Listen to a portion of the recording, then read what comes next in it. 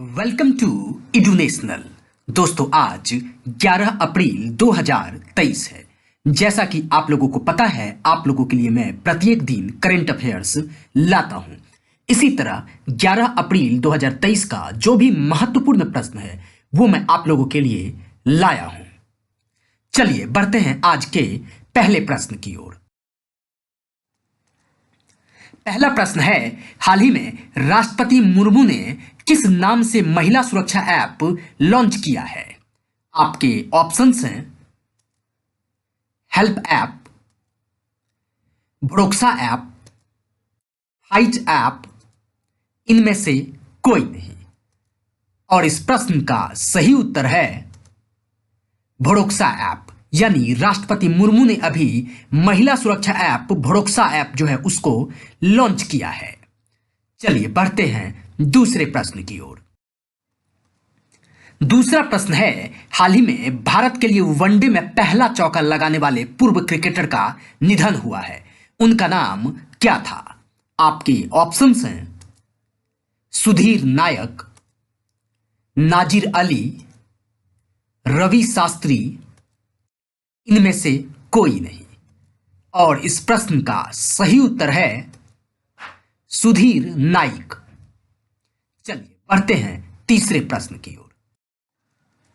तीसरा प्रश्न है, हाल ही में अंतर्राष्ट्रीय अंतरात्मा दिवस कब मनाया गया है?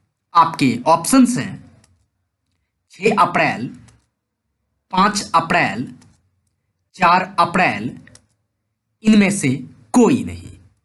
और इस प्रश्न का सही उत्तर है 5 अप्रैल। चलिए बढ़ते हैं चौथे प्रश्न की ओर।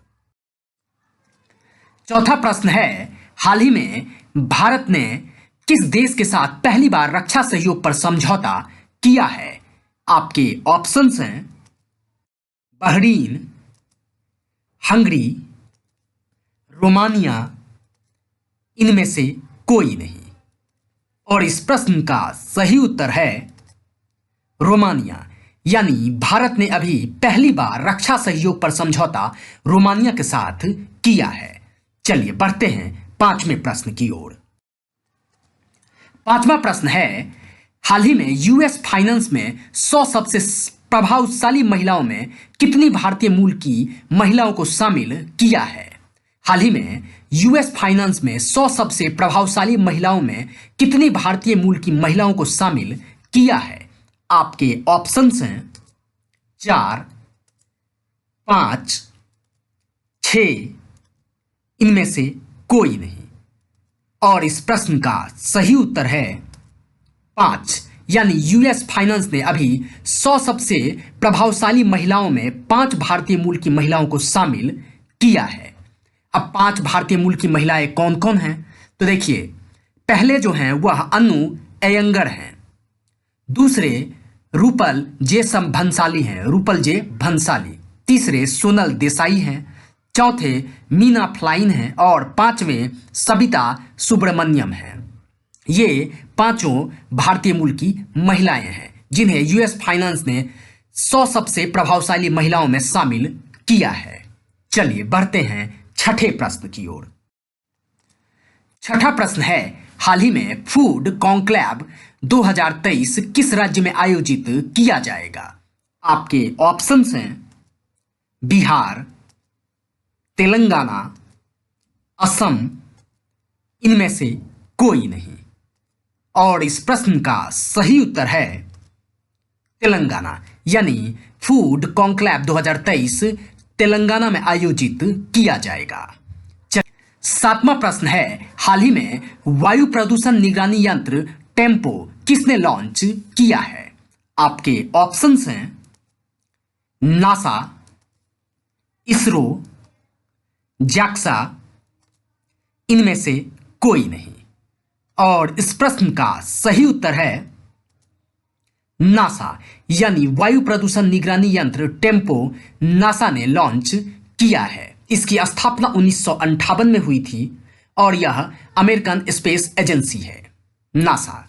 चलिए बढ़ते हैं आठवें प्रश्न की ओर। आठवां प्रश्न है, हाल ही में चीन के युआन ने किस देश में सबसे अधिक कारोबार मुद्रा के रूप में डॉलर का जगह लिया है? आपके ऑप्शंस हैं पाकिस्तान, रूस, बांग्लादेश, इनमें से कोई नहीं। और इस प्रश्न का सही उत्तर है रूस। चलिए बढ़ते हैं 9वें प्रश्न की ओर। 9वां प्रश्न है, हाल ही में राष्ट्रपति मुर्मू ने कहा सुखोई 30 MKI विमान में ऐतिहासिक उड़ान भरी है? आपके ऑप्शंस हैं बिहार, बंगाल, असम, इनमें से कोई नहीं। और इस प्रश्न का सही उत्तर है असम।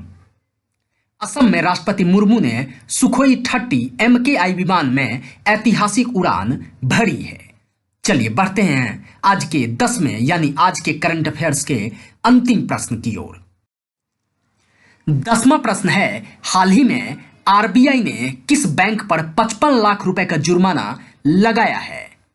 आपके ऑप्शंस हैं axis bank, central bank, Indian bank, इनमें से कोई नहीं। और इस प्रश्न का सही उत्तर है इंडियन बैंक।